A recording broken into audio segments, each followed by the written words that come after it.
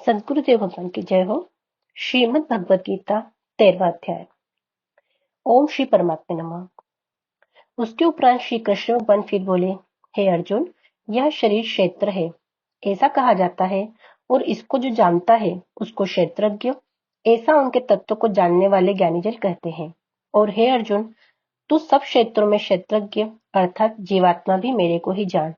और यह क्षेत्रज्ञ का अर्थात विकार सहित प्रकृति का और पुरुष का जो तत्व से जानना है वह ज्ञान है, ऐसा मेरा मत है। इसलिए वह क्षेत्र जो है और जैसा है तथा जिन विकारों वाला है और जिस कारण से जो हुआ है तथा वह क्षेत्रज्ञ भी जो है जिस प्रभाव वाला है, वह सब संक्षेप से मेरे से सुन। यह क्षेत्रज्ञ का तत्व ऋषियों द्वारा बहुत प्रकार से कहा गया है अर्थात समझाया गया है, और नाना प्रकार के वेद मंत्रों से विभाग पूर्वक कहा गया है तथा अच्छी प्रकार निश्चय किए हुए युक्ति युक्त ब्रह्म सूत्र के पदों द्वारा भी वैसे ही कहा गया है। हे अर्जुन, वही मैं तेरे लिए कहता हूँ कि 5 महाभूत अर्थात आकाश, वायु, अग्नि, जल और पृथ्वी का सूक्ष्म भाव अर्थात अहंकार, बुद्धि और मूल प्रकृति अर्थात त्रिगुण में मायावी तथा 10 इंद्रियां अर्थात श्रोत्र, त्वचा, नेत्र, रसना और घ्राण एवं वाक, हस्त, पाद, उपस्थ और गुदा, एक मन और 5 इंद्रियों के विषय अर्थात शब्द, स्पर्श, रूप, रस और गंध तथा इच्छा, द्वेष, सुख, दुख और स्थूल देह का पिंड और चेतनता और धृति, इस प्रकार यह क्षेत्र विकारों के सहित संक्षेप से कहा गया।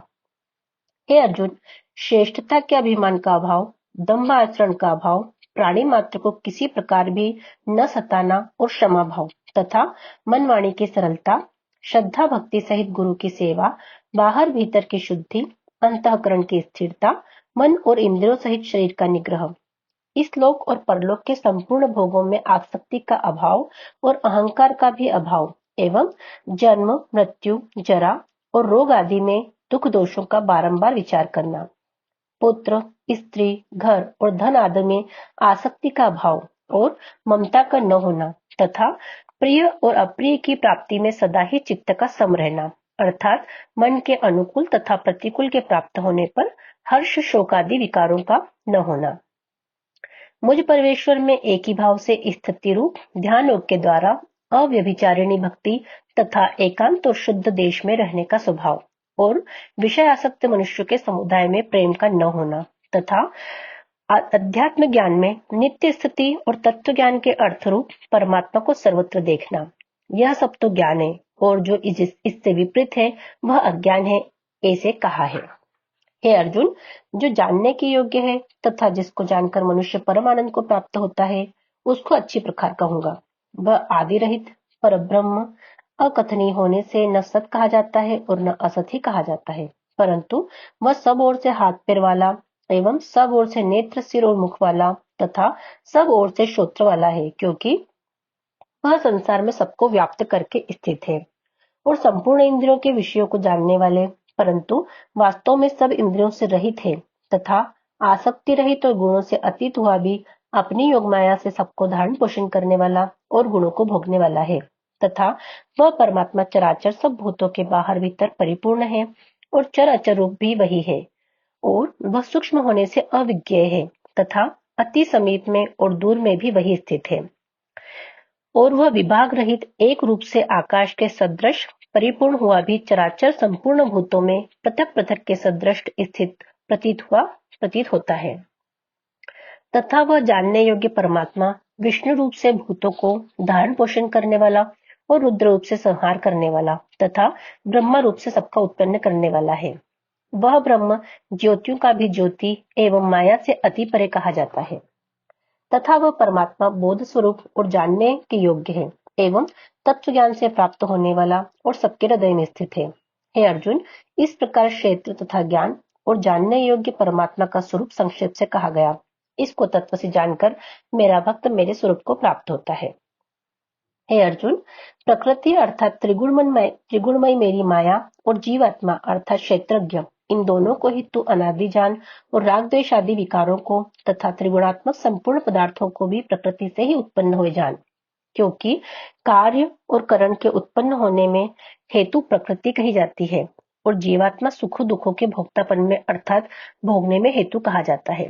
परंतु प्रकृति में स्थित हुआ ही पुरुष प्रकृति से उत्पन्न हुए त्रिगुणात्मक सब पदार्थों को भोगता है और इन गुणों का संग ही इस जीवात्मा के अच्छी बुरी योनियों में जन्म लेने में कारण है।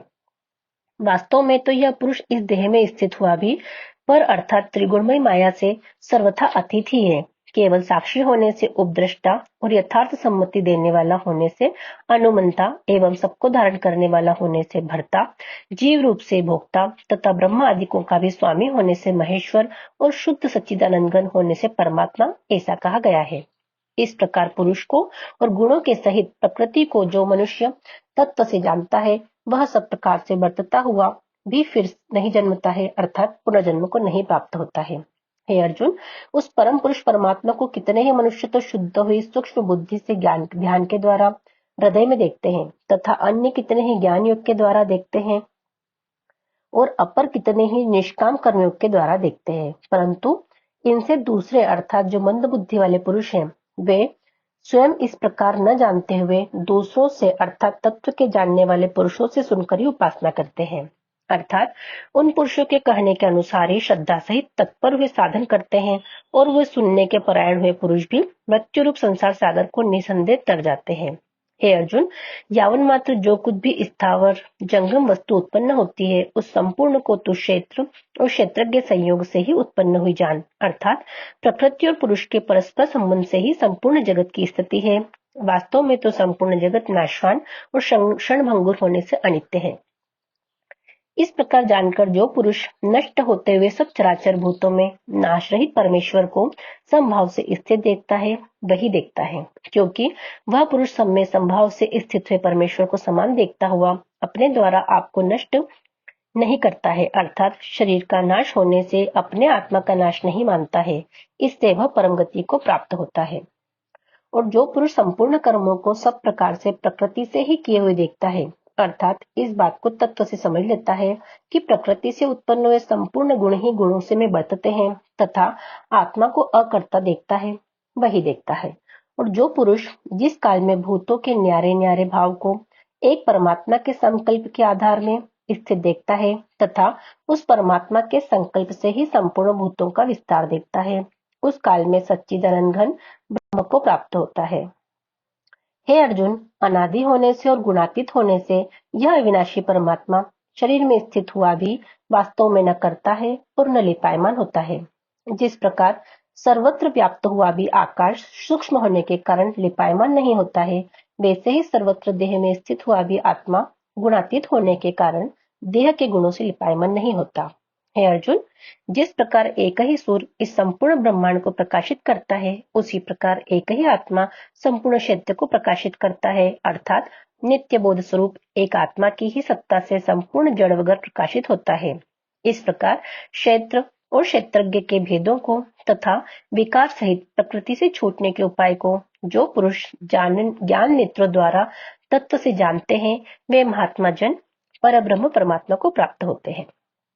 इति श्रीमद् भगवद गीता रूपी उपनिषद एवं ब्रह्म विद्या तथा योग शास्त्र विषयक श्री कृष्ण और अर्जुन के संवाद में क्षेत्र क्षेत्रज्ञ विभाग योग